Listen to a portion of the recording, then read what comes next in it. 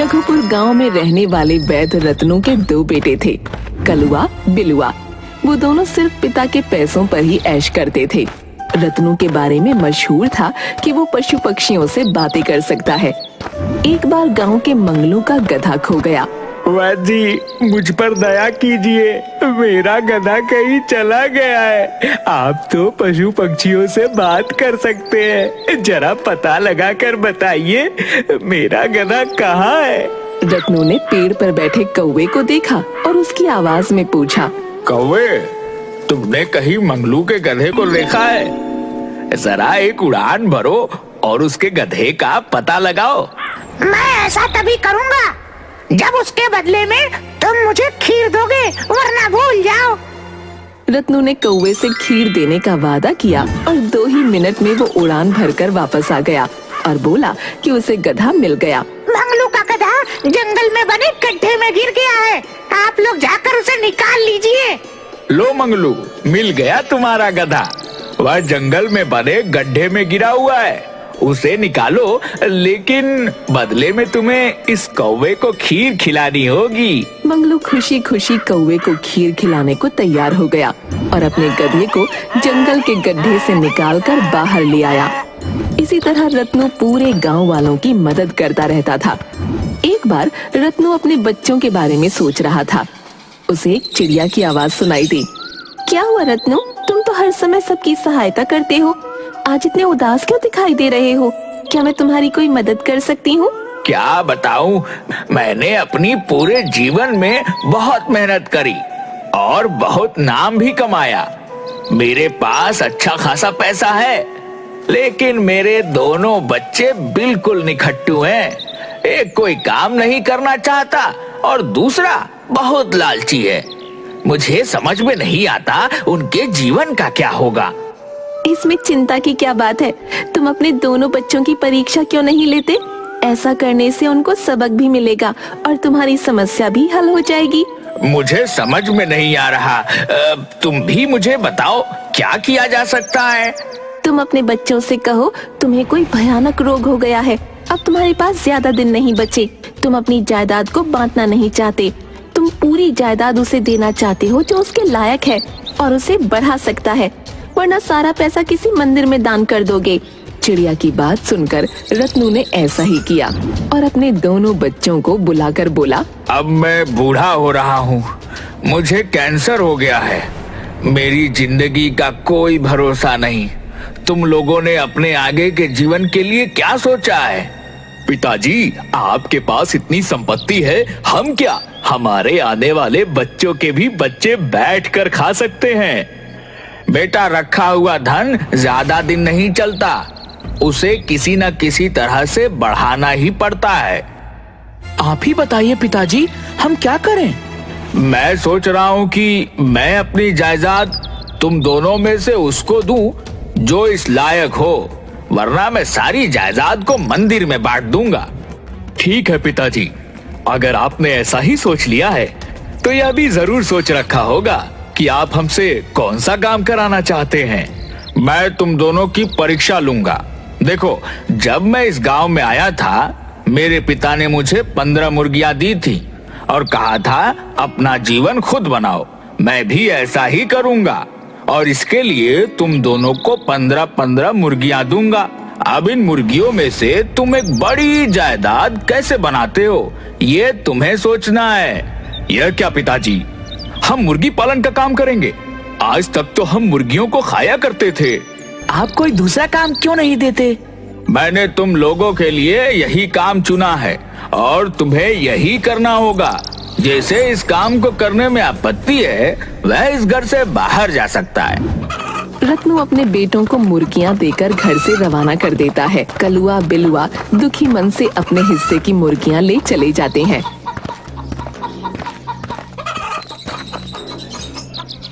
हे भगवान, किसने सोचा था कि हमें अपना सारा जीवन मुर्गियों की सेवा में ही लगाना है।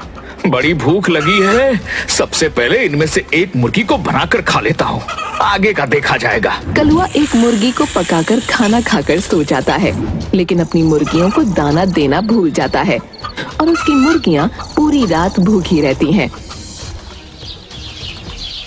अगली सुबह कलुआ देर तक सोता है। कलुआ उठ जा, तेरी मुर्गियों ने शोर मचाकर मेरे कान खराब कर दिए हैं। तू उन्हें कुछ दाना पानी दे दे। ठीक है भाई, देता हूँ दाना। तुम मेरी मुर्गियों की तरफ ध्यान ना दो, अपना काम करो। पूरी रात भूखे होने की वजह से मुर्गियां बहुत जल्दी जल्दी दाना खाने लगती हैं। ये देखकर कलुआ बड़बड़ करता है। हे भगवान, कितने जन्मों की भूखी है। अगर ये इस तरह से दाना खाएंगी तो पूरे महीने का दाना एक ही हफ्ते में खत्म हो जाएगा। लेकिन अगर इन्हें खाकर इनकी संख्या कम कर दूं तो दाना भी कम देना पड़ेगा। दूसरी तरफ जायदाद के लालच में बिलुआ अपनी मुर्गियों को समय समय पर दाना पानी देता है। जल्दी ही मुर्गियां रोज अंडे देना शुरू कर देती हैं। लेकिन लालची कलुआ को जब भूख लगती है वो मुर्गी को पकाकर खा लेता। धीरे धीरे करके उसके पास सिर्फ एक मुर्गी बची थी। बिलुआ रोज मुर्गियों के अंडे बेचकर पैसे कमाने लगता है। कलुआ कुछ भी समझ नहीं पा रहा था कि वो क्या करे। वो बार बार बची हुई एक मुर्गी के पास जाकर देखता है कि उसने अंडा दिया या नहीं, लेकिन बेचारी भूखी प्यासी मुर्गी अंडा नहीं देती। मुझे लगता है कि पिताजी ने मुझे खराब मुर्गी दी है, तभी ये अंडे नहीं देती हैं। आज रात को मैं बाजी पलट दूंगा। मैं अपनी मुर्गी बिलुआ की मुर्गी से बदल दूंगा। अपने आप ही दूध का दूध और पानी का पानी हो जाएगा। रात को सबके सोने के बाद वो बिलुआ की एक मुर्गी निकालता है और अपनी मुर्गी उसके जाल में रख देता है। और फिर वो खुशी खुशी सोने चला जाता है और अपने आप से कहता है, ये हो गया जादू। सुबह ये मुर्गी अंडे देगी, मैं उन्हें संभाल कर रखूंगा। धीरे धीरे अंडों में से बच्चे निकलेंगे। 1 से 2, 2 से 3 करते करते मेरे पास 100 मुर्गियां हो जाएंगी। और फिर पिताजी को पता चल जाएगा कि जायदाद मेरे को ही देनी चाहिए। सुबह उठने पर कलुआ देखता है कि मुर्गी ने एक अंडा दिया है।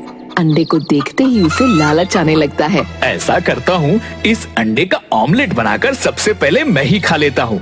जब मुर्गी कल अंडा देगी तो उसे बचा कर रख लूंगा, क्या फर्क पड़ता है। कलुआ फटाफट अंडे का एक बढ़िया ऑमलेट तैयार करता है।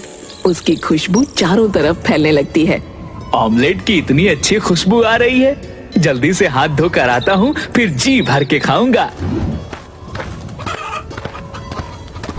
उसी समय अंतरिक्ष से मंगरेला ग्रह के राजा पृथ्वीलोक के दर्शन करने अपने विमान से धरती की तरफ आते हैं। उन्हें कलुआ के ऑमलेट की गंध आती है। यह किस चीज की इतनी स्वादिष्ट महक आ रही है? मैंने इतनी तरह का भोजन खाया है, पर इतनी स्वादिष्ट सुगंध तो कभी नहीं आई। जरा पता लगाओ यह क्या है। सैनिक विमान से नीचे देखते हैं तो उन्हें कलुआ के घर के आंगन में चूल्हे पर रखा हुआ ऑमलेट दिखता है।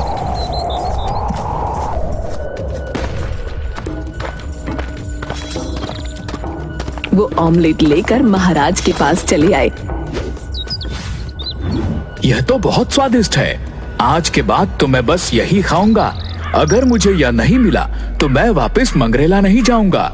सैनिक, पता लगाओ ये चीज बनती कैसे है। दूसरी तरफ जब कलुआ का ऑमलेट गायब हो जाता है तो वो बड़ा परेशान होता है और अगले दिन मुर्गी के फिर से अंडा देने का इंतजार करने लगता है। दूसरी तरफ मंगरेला ग्रह के सैनिक ऑमलेट का रहस्य पता करने के लिए कलुआ के घर के पास छुप जाते हैं। और अगले दिन जब मुर्गी फिर से अंडा देती है, वो ध्यान से देखते हैं। कलुआ फिर से अंडे का ऑमलेट बनाता है और कहता है, कल मैंने ऑमलेट बनाया तो न जाने कौन सा चोर उसे चुरा कर ले गया। आज तो मैं पहले ऑमलेट खाऊंगा, उसके बाद कोई काम करूंगा। कलुआ ऑमलेट खाने ही जा रहा होता है कि उसकी मुर्गी फिर जोर जोर से चिल्लाने लगती है। कलुआ ऑमलेट रखकर फिर मुर्गी को देखने अंदर जाता है। इतनी देर में मंगरेला ग्रह के सैनिक उसका ऑमलेट लेकर बारात के पास चले जाते हैं और फिर अपने महाराज के पास जाकर बताते हैं, महाराज, कुकड़ू को बोलने वाले चलते फिरते यंत्र से यह सफेद गोले निकलते हैं जिनसे यह पकवान बनाया जाता है। बहुत बढ़िया, क्यों ना इस यंत्र को ही मंगरेला ग्रह ले चलें, तो सारी समस्याओं का समाधान हो जाएगा। ऑमलेट के साथ मुर्गी को भी गायब देख कलुआ सोचता है कि उसके भाई बिलुआ ने उसे धोखा दिया है और उसकी मुर्गी चुरा ली है।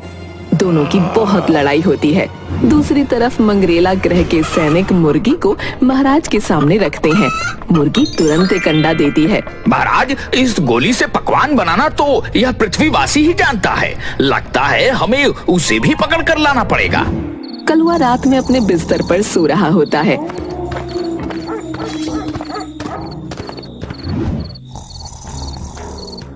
कि मंगरेला के सैनिक उसे अपने विमान पर बैठा कर ले जाते हैं।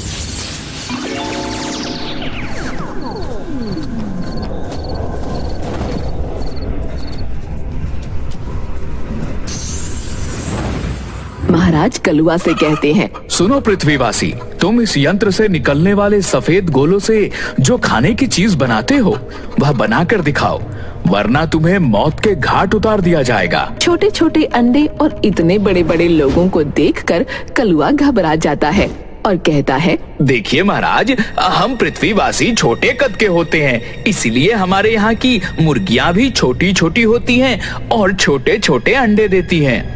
अगर आप चाहते हैं कि आप मुर्गी के अंडे का ऑमलेट खा सकें, तो आपको अपने ग्रह में मुर्गी पालन करना होगा। आपके यहाँ का खाना खाकर बड़ी हो जाएगी। हम मुर्गी पालन करने के लिए तैयार हैं। बताइए हमें क्या करना होगा। जब तक हमारे ग्रह पर मुर्गियाँ नहीं आ जाएंगी तब तक आपको यहीं रहना होगा। बेचारा कलुआ मरता क्या न करता, वहीं रहकर मुर्गी को ज्यादा दाना पानी खिलाने लगा। धीरे धीरे मुर्गी का आकार बड़ा होने लगा और एक दिन मुर्गी ने 5 फीट का अंडा दिया। कलुआ ने महाराज को ऑमलेट बनाकर खिलाया। महाराज बहुत खुश हुए और बोले, हम तुमसे बहुत खुश हैं पृथ्वीवासी।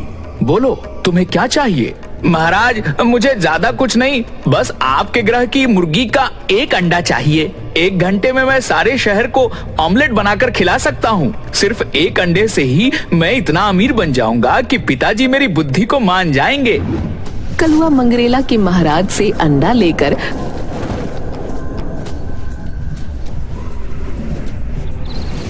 अपने तहखाने में छुपा देता है। कुछ दिन बाद उसमें से मुर्गी निकलती है। कलुआ मुर्गी का बहुत ध्यान रखता है। धीरे धीरे मुर्गी बड़ी होने लगती है और 12 फीट की हो जाती है।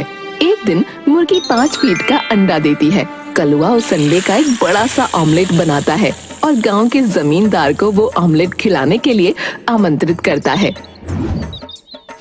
जमींदार ने जब इतना बड़ा और स्वादिष्ट ऑमलेट खाया तो बोला, जिस मुर्गी के अंडे का यह ऑमलेट है, वह मुर्गी खुद कितनी ज्यादा स्वादिष्ट होगी। मैं वह मुर्गी खाना चाहता हूँ। सर, मैं ऐसा नहीं कर सकता।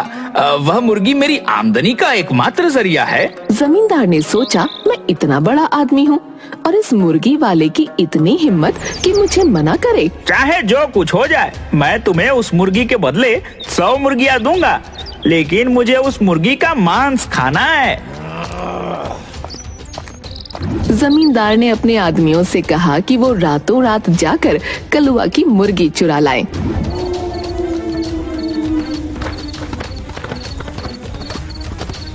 मुर्गी की आवाज कुकड़ों को इतनी भयंकर थी कि जमींदार के आदमी डर रहे थे। अरे इसने मुर्गी पाली है या डायनासोर? इतनी भयानक आवाज आ रही है, पर मुर्गी कहीं दिखाई नहीं पड़ रही है। लगता है ये आवाजें नीचे से आ रही हैं। चलो चलकर तहखाने में देखते हैं। जब वो तहखाने पहुँचे तो इतनी बड़ी मुर्गी देखकर उनके होश उड़ गए। मुर्गी ने भी जब अजनबी लोगों को देखा तो उन्हें मारने के लिए उनके पीछे पीछे कुकड़ू चिल्लाते हुए भागने लगी और भागते भागते आदतानुसार सड़क पर पड़ी इधर उधर चीजें भी खाने लगी, जिससे जमींदार के घर पहुँचते पहुँचते वो वापस पृथ्वी ग्रह की मुर्गी बन गई। जमींदार ने मुर्गी को पकड़ा और तुरंत पकाने को दे दिया। वाह, अब जाकर मुझे चैन मिला। वो स्वाद लेकर मुर्गी को खाने लगा। जमींदार मुर्गी खाकर शांति से सो गया। अचानक उसके पेट में से कुकड़ू आवाज आने लगी। अंतरिक्ष में पैदा होने के कारण मुर्गी के हर टुकड़े से कुकड़ू की आवाज निकल रही थी।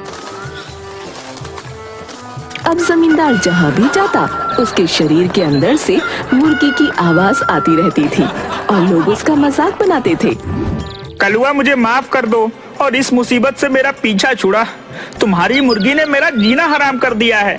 यह तो मेरे पेट के अंदर जाने के बाद मेरे पेट के अंदर से बोलती रहती है। मैं आपको ठीक तो कर सकता हूँ, लेकिन आपको एक वादा करना पड़ेगा। अरे मैं परेशान हूँ, तुझे वादे की पड़ी है। बोल क्या वादा करना है, मैं तुझे लिख कर दे देता हूँ। अरे ज्यादा कुछ नहीं, बस अपनी गौशाला और खेत मेरे नाम कर दीजिए, और मुझे कुछ नहीं चाहिए। ला मैं साइन कर देता हूँ। मेरा रघुपुर का 15 एकड़ खेत और रघुपुर की गौशाला तेरी हुई। बस तो मुझे इस मुसीबत से निकाल दे। लेकिन अगर आपने ठीक होने के बाद यह सब मुझसे वापस ले लिया तो मैं क्या करूँगा? अरे कलुआ बेटा, मुझ पर विश्वास कर, मेरी जान पर बनी हुई है। मेरे पास इसके अलावा भी बहुत संपत्ति है। मैं रघुपुर की संपत्ति की तरफ आंख उठाकर भी नहीं देखूंगा। यह सब तेरी हुई। तू कहे तो तुझे यहाँ का जमींदार बना दूं। ठीक है जमींदार साहब, मुर्गी को निकालने के लिए तो आपको गांव के वैद्य से ऑपरेशन कराना पड़ेगा। पर गांव का वैद्य तो तुम्हारा बाप ही है। वह तो बूढ़ा हो गया है, भला वह मेरा ऑपरेशन कैसे कर पाएगा? देखिए जमींदार साहब, हमारे पिताजी को मुर्गियों की बोली भी आती है। वह आपके पेट की मुर्गियों से बात करेंगे तो शायद बात बन जाए। कलुआ अपने पिता के पास गया और सारी बात अपने पिता को बताई। वाह बेटा, तू सबसे ज्यादा चालाक निकला। तूने तो अपने लिए पूरा बंदोबस्त कर लिया। मैं तुझसे बहुत खुश हूँ। चल जमींदार के पास चलता हूँ और उसकी समस्या को दूर करता हूँ। रत्नो मुर्गियों का खाना लेकर जमींदार के सामने बैठ जाता है और मुर्गी की आवाज में उससे बात करता है। कुमकुम कुरकुरे कुमकुम। रत्नो की भाषा में उसे बाहर आने को कहता है और बोलता है कि वो उसे बढ़िया खाना देगा। वो डकार के साथ जमींदार के पेट से बाहर आ जाए। मुर्गी तैयार हो जाती है। रत्नो जमींदार को एक काढ़ा पिलाता है। काढ़ा पीते ही जमींदार जोर से डकार लेता है और डकार के साथ ही मुर्गी बाहर निकल आती है और रत्नो के लाए खाने को खाने लगती है। रत्नू, तुम नहीं होते तो मैं तो पूरी उम्र कुकड़ू करता रह जाता। धन्यवाद रत्नू भाई। पिताजी मुझे माफ कर दीजिए, मैं कभी भी लालच नहीं करूँगा और बहुत मेहनत करूँगा। कोई बात नहीं, उन मुर्गियों को खोकर ही सही, पर तुमने वह सबक सीख लिया है जो मैं सिखाना चाहता था। मुझे तुम पर बहुत फक्र है। रत्नो कलुआ को माफ कर देता है और सब खुशी खुशी रहने लगते हैं।